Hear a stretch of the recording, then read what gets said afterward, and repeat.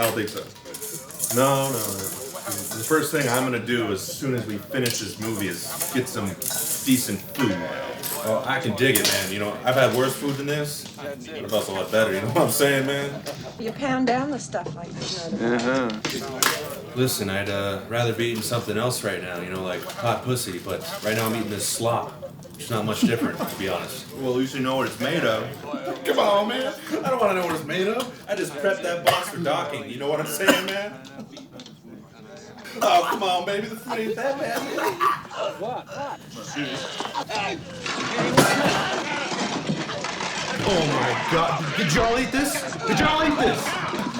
We all gotta throw up. We all gotta throw up.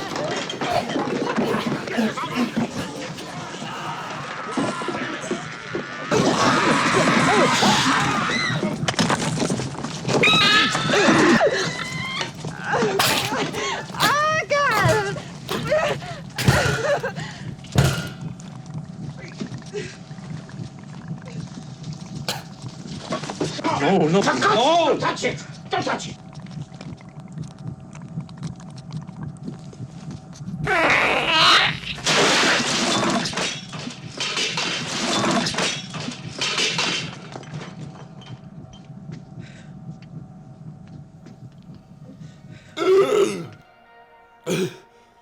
Alien was written by Dan O'Brien and the story also by Ronald Showstead.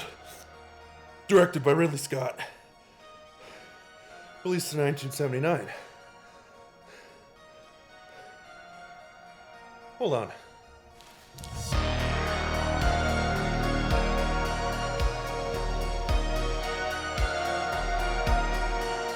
Alien was written by Dan O'Bannon, with story also by Ronald Shusett, and directed by Ridley Scott, released in 1979. Now, it's really a shame that I have to do this, but, you know, Alien's an old film. It's 2022, came out in 1979. Oh, yeah, she's absolutely right. So what?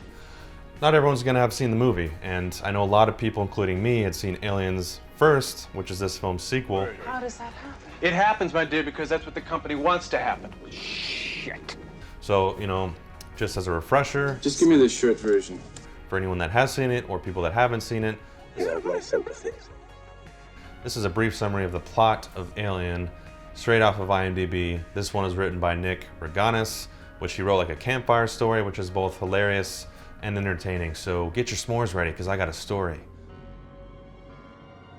In the depths of the cold, boundless space, Mother, the state-of-the-art AI supercomputer aboard the commercial towing vehicle, the USCSS Nostromo, detects a possible distress signal from the nearby barren, inhospitable moon, Acheron, and awakens the 7-member crew from cryosleep. Hey, I'm cold.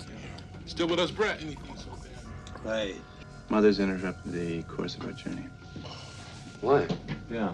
She's programmed to do that should certain conditions arise. They have. Like what? Seems she has intercepted a transmission of unknown origin. She got us up to check it out. To investigate the mysterious transmission, Captain Arthur Dallas, along with the executive officer Thomas Kane and navigator Joan Lambert, descend to the dim-lit celestial body known as LV-426, only to discover a downed but relatively intact extraterrestrial spacecraft and its bizarre cargo. But was this cryptic signal indeed a desperate SOS, or was it a warning? Either way, somehow, something else, too, has found its way into the Nostromo.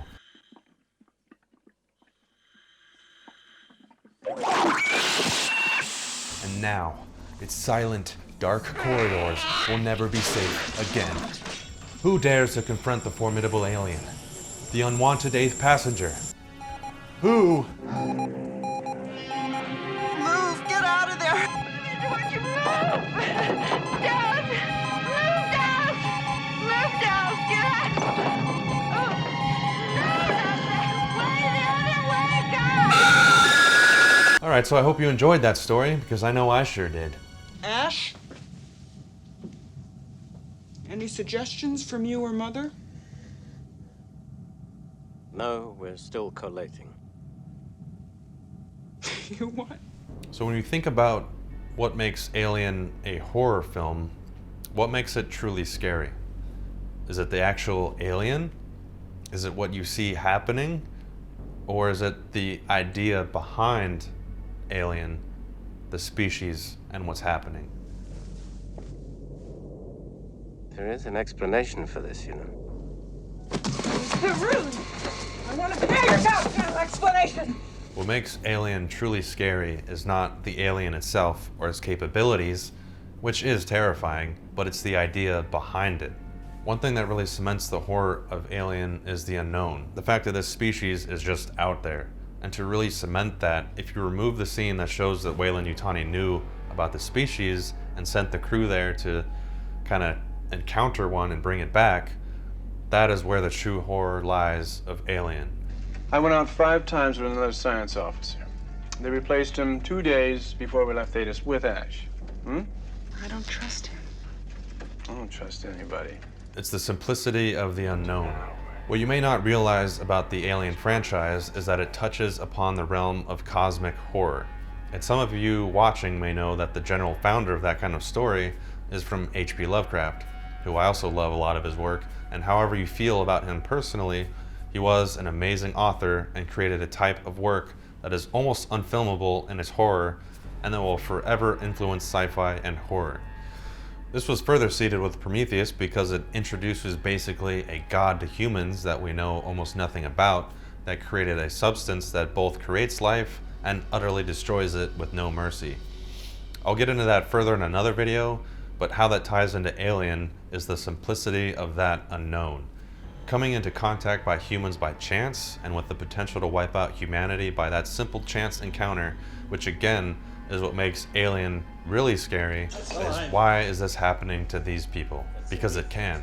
Because in the vast unknown, there is horror and old, more powerful forces unknown to humanity. Because it's literally the life cycle of this creature that is so perfectly crafted to be a predator that not only eats but multiplies as fast as it can using its prey. So, Alien is a classic. More than a classic, a masterwork of sci-fi horror. Why? Why is it a classic? The first answer for that is pretty simple. It's just really well done. Every aspect of the film is incredible. The direction, the acting, the writing, I mean, it's a simple story, but comes across perfectly. The character development is simple, but it's effective. The visual effects for the 70's, incredible. I mean, that's why it won an Oscar. The matte paintings, the animatronics, the puppetry, whatever, all that stuff, top notch, groundbreaking even. The design of the creature, that's really the key to why it's a classic, because of H.R. Giger. So you can really thank him for that title, because without his iconic creature design, which had never been seen before, really, I mean, when you really kind of step back and think, how did he think of that, especially at the time? I don't know. How do artists come up with their paintings or designs? Who knows? But he created an iconic alien creature that stemmed a whole franchise. I mean, that's the main reason why it was a classic, was because of H.R. Giger's designs. Highlighted by the masterful filmmaking on display by Ridley Scott and all the crew, the actors. It's pretty easy to see why it's a classic. And it stands the test of time because it didn't have crappy CGI, because it didn't exist yet.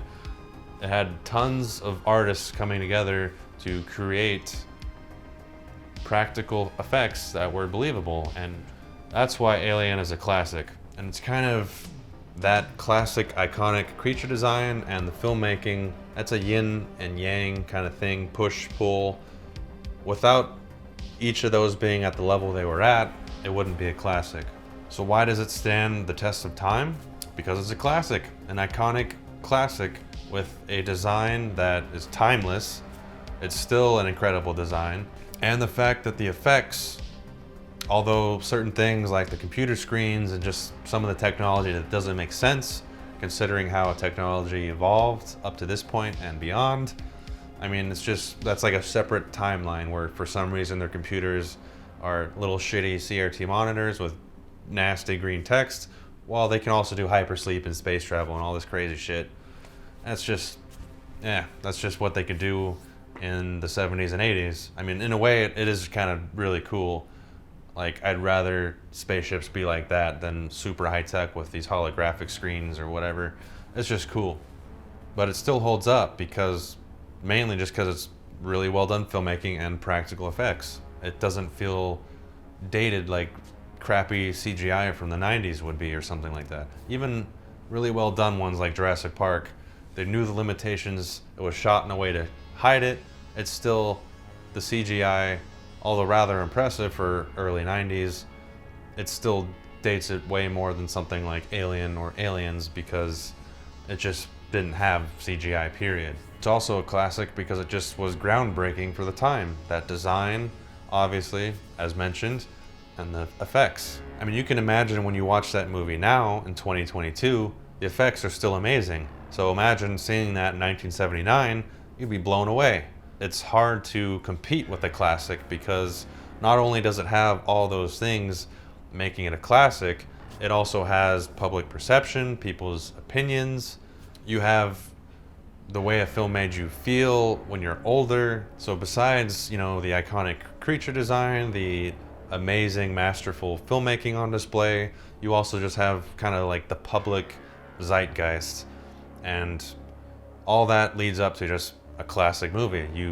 It is what it is. It positions itself in such a way that when new things come along, it's hard not to try to compare like things that are coming after it to stuff that came in the past when it's such a high bar classic film. Which is also why so many new things are disappointing, because then you see stuff that was made late 70s, 80s. It just sets such a high bar for new stuff coming out because you say, oh, it's already been done, or it was done so much better back then. And part of that is honestly just CGI. It makes possibilities endless because you can do whatever you want. You don't have to worry about actually creating it, making it work in real life. You just design it in a computer and you can literally do whatever you think of. Without that limitation, things can just get sloppy and you don't have people working on things in the same way. And it's, I don't know, something about CGI, it just doesn't feel grounded, and no matter how far it advances, you can just feel that because that could never, like, how would they do that in real life? It doesn't have the same soul as practical effects. Even when it might look a little cheesy or something, it's still real, so it just has feeling to it that CGI will never have. Now, we're talking about different versions of the film. There was a director's cut, which came out in 2003. It was part of the Alien quadrilogy set, but it's really not a director's cut. And if you research into it at all, you will see that Ridley Scott actually thinks the theatrical cut is his director's cut.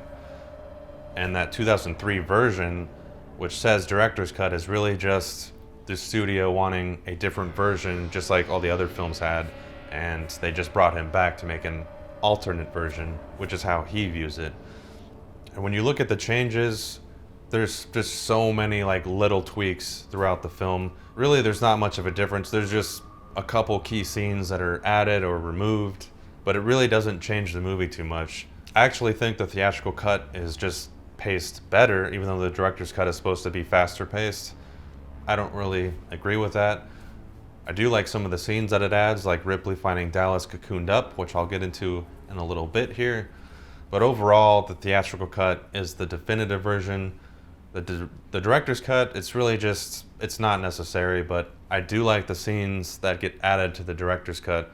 So I really wish he could just insert those into the theatrical cut, and that would be the definitive version. And I know that people look at that scene where Dallas is kind of morphing into the egg as not canon because of what happens later on in the franchise. I don't agree with that. I think that still can be canon because the way that this species is, it's supposed to be a supreme predator that can survive on its own and in extreme situations. So it's not far out to believe that if there's not a queen around that can lay these eggs in mass, that just one of these drones, if they're all cut off and alone, they too can create eggs. But they do it in a different process, which requires live prey. They capture them and they can morph them into an egg, which takes a lot longer. I mean, you can see there was only 2 in the early stages compared to the queen that can just plop out eggs and expand a lot faster. I think that actually makes the creature more terrifying, the fact that it doesn't need a queen like that. It can just on its own create eggs and create more of these things. Just one, if it's alive and has access to prey, it can create more eggs to create more of these things, which is just an accelerated domino effect, snowball effect, whatever you want to call it, of destruction. And it doesn't need a queen to even do this. Overall, the theatrical cut is the definitive version, although some of the scenes that were added are good. Basically, the shortening of the cut and the small editing differences aren't necessary. One scene, Ripley and Dallas's confrontation in the corridor after Dallas lets Ash keep the dead facehugger, is shorter than the director's cut. Much of their dialogue from the middle of the scene is removed, including Ripley asking Dallas if he ever served with Ash before, and Dallas's response revealing that Ash was assigned to the Nostromo just 2 days before they left Thetis. Ripley telling Dallas that she doesn't trust Ash, along with his response, "I don't trust anyone," is also cut. As a result of this change, the film no longer implies that Weyland-Yutani knew about the alien in advance and had sent the Nostromo there on purpose. Tell me how you can leave that kind of decision to him. Look, I just run the ship. Anything that has to do with the science division, Ash has the final word. How does that happen? It happens, my dear, because that's what the company wants to happen. Since when is that standard procedure? Standard procedure is to do what the hell they tell you to do. Did you ever ship out with Ash before? I went out 5 times with another science officer. They replaced him 2 days before we left Thetis with Ash. I don't trust him. I don't trust anybody. This scene is good to add to the paranoia and the evilness of the Weyland Corp, but it also doesn't really make sense how they would know anything at all, or why they do this half-assed mission with a bunch of unsuspecting miners instead of a specialized team. That really just doesn't make sense. It's bound to have a bad outcome, which this big company that has all these resources, they're pinning something of this importance, that the whole franchise they're willing to do anything for, they just send a little group of miners with one android. It's not really satisfying. Not to mention having that be the case where the company knowingly does this, it's kind of demeaning to the true horror potential of Alien and really what makes it scary. Yes, you get the theme of evil corporations just wanting to advance and make money at the cost of human life and potentially all of humanity, but what's even scarier than that is the fear of the unknown. And the fact that picking up this alien was not intentional. They simply were, if anything, trying to help a distressed ship and crew, and in return, and for no reason, another species preyed on them. Another great moment in the director's cut is the scene where Brett is looking for the cat and he wanders into the Hellraiser room with the dangling chains. I don't know why there's dangling chains in there. It really looks cool, but it just, Hellraiser. That's all I can see from that moment. I mean, granted it was made after Alien, but still, there's things like that in all kinds of sci-fi movies. Why are the corridors so dark and grimy? It's just because it looks cool.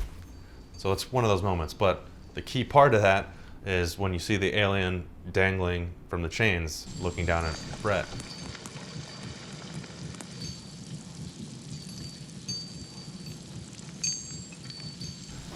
I don't know why that moment was cut, because it's really great. It's not highlighted at all. The alien doesn't make a noise. There's no musical cues. It's just there, which really makes it creepy and effective, because you don't even know if you're really seeing it at first, because you don't see the alien a lot in the film, and it just shows you there with no attention drawn to it. Really great. The only reason I can think that they might have cut that was just because they thought the suit looked fake or something, or they're just running with a theme that they weren't showing it in the film very much, so just cut it. But they shouldn't have done that, because it's really great. And then directly following that, when Brett gets taken up by the alien, and Ripley and Parker run in, they have blood drip on their face while he's screaming. Again, I don't know why they cut that. It's really great, and it's way smoother than the theatrical cut, which is cuts from him screaming directly to Parker talking about it. Which, it doesn't make sense, because you don't even see him run in there or anything. He's just, it was big, whatever it was. But you don't see him, I don't know, it's choppy in the theatrical cut. Way better than the director's cut. One moment that shows a flaw in my mind of the film is when Parker is attacked. The way that scene is kind of portrayed it's done sloppily, and the way it's cut together, you could argue that something like that was artistic, but more often than not, when you see kind of choppy close-ups, you don't really see what's going on. More often than not, stuff like that is hiding a mistake or a limitation of the time, which is understandable. It's made in the 70s, and having said that, what they accomplished for shooting a movie like this in the 70s was incredible, but obviously it still had limitations, and I think that sequence really shows that, because the way it was edited was choppy, it cut to close-ups. The cool thing about that when you're a filmmaker is things like that happen sometimes, and then people look at it and go, wow, I love the way you did that. That was so artistic to not show anything and just cut to a close-up so you really get to see the character in distress. No, a lot of things like that are just mistakes, and they are just done like that because that's how they have to do them. But the cool thing is, a lot of people see that and they just think it was meant to be. And that's kind of funny when an audience sees stuff like that and they interpret something totally different, which is great in a lot of cases, because you're like, yeah, I totally did that. Yeah, I wanted to cut to his face and not show anything. Not because the suit was rubber and looked like crap in that scene, but I really just wanted to showcase his face. Yeah, that literally doesn't happen too often. Something interesting about Alien in terms of the writing and the character development is that there really isn't a lot of character development. What you do get is in service to the story, and it's all done really well. And they do give just enough to the characters for them to feel well-rounded and like actual people. And you don't really know too much about them. You get little snippets of it, but you just kind of see how they function as a whole, and that they're just there to do a job. They're not any specialized force or special space crew or something. They're just miners basically, and they're just going to work. Son of a bitch. What's the matter? The story starts out with the crew as a whole. You don't really know who's the main character. It doesn't really give you that.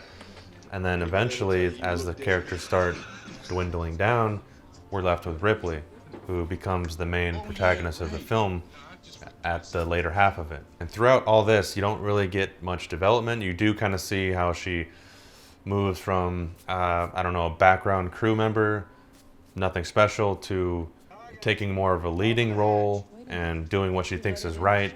Like how she goes to confront Ash after he lets the crew in with the unidentified organism. When it breaks quarantine procedure, she gets the courage to confront him over that. Ash, when Dallas and Kane are off the ship, I'm senior officer. Oh, yes, I forgot. You also forgot the Science Division's basic quarantine law. And she takes more of a leading role as the movie progresses. There's a scene where she even gets emotionally aggressive and yells at the crew to listen to what she's saying. Well, let's talk about killing it. We know it's using the air shafts. Will you listen to me, Parker? Shut up! So in that regard, it really is interesting in that it keeps your attention and it doesn't feel like it's missing anything really. But at the same time, it's usually more satisfying to have more character development, because then you care more about the characters. That's why TV shows are so great, because you have episode after episode with the same characters, so you really get to know and love them, which in turn makes everything else deeper and things matter more. If the characters are in danger, you're more invested because you like these characters, you don't want anything bad to happen to them. But when you look at Aliens, it adds a ton of character development to Ripley, which, what does that do? You learn more about Ripley, you care more about what happens to her, which heightens the suspense of everything around her because you like the character, you don't want anything bad to happen to her. And when talking about Alien, I truly believe, there's tons of evidence to support it, that Alien is a masterwork of sci-fi horror. It's a classic, and I truly believe that, but that doesn't mean that knowing that you have to think that it's like the greatest of all time, or that if there's a franchise that it's the best in it. You don't have to feel that way, and I certainly don't. Having said that, I don't dispute that it's a masterwork, that it's a classic, that it's one of the best sci-fi horror movies of all time. One way I can describe Alien is a movie that you watch it, you recognize its greatness, you really love the movie even, you can say that, but you don't really care to necessarily watch it right away. Like, yeah, you'll watch it, but you're not running to go watch it again. It's kind of like, one great example I can think of this exact phenomena is a great filmmaker named Denis Villeneuve. I think that's how you say his name. Hi, my name is Denis Villeneuve. He's made Prisoners, Arrival, Sicario, the new Dune, but all of his movies are great. But one movie I can think that is similar to this regard is Arrival, which was a really great sci-fi movie, brilliant, really, and I loved it. But at the same time, I've seen it once all the way through. I haven't cared to go back and watch it again. And not that I wouldn't watch it again. I actually I want to watch it again because I literally have only seen it once, but I thought it was great. I loved it. It deserved tons of praise, more than it got. That is kind of a movie like Alien where I don't really care to watch it again. Now, you look at a movie like Aliens, I'll watch that any day. Like, I'm gonna go watch it right after I make this video. It's just one of those things. I recognize how great Alien is. It's a classic sci-fi masterwork. Love the film. Totally agree with all the praise that film gets. At the same time, I don't care to watch it necessarily. I will watch it. I have watched it multiple times, especially recently in preparation for this video, but I don't care to watch it. That's all I can say. Aliens, I do care to watch. Like I said, I want to watch it right now.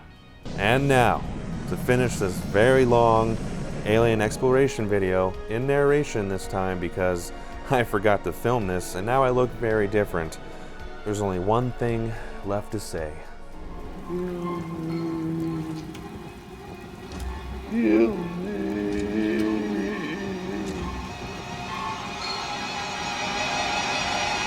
This is Ripley, last survivor of the Nostromo. Signing off.